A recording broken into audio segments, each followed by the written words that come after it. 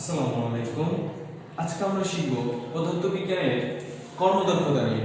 কিভাবে কর্মদক্ষতা নির্ণয় করতে হয় চলুন। এখানে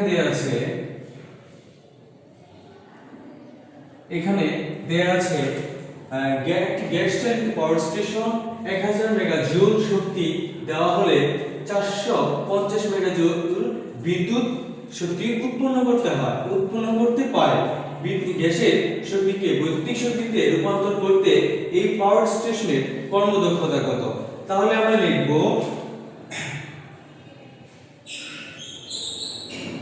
মোট প্রদত্ত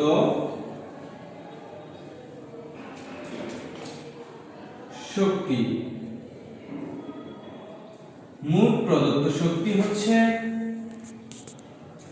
1000 মেগাজুল আর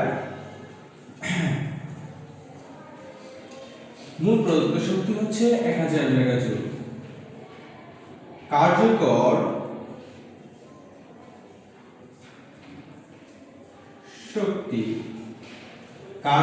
শক্তি হচ্ছে 450 মেগাজুল।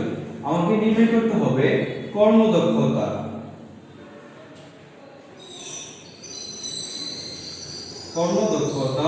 এটা ইকুয়াল টু প্রশ্নবোধক চিহ্ন। তাহলে কি নির্ণয় করতে হবে? কর্মদক্ষতা নির্ণয় করতে হবে। আমরা জানি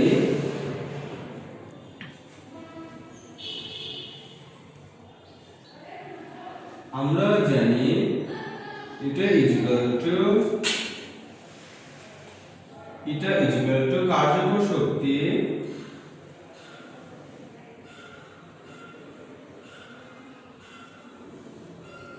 ডিভাইডেড বাই মোট প্রদত্ত শক্তি।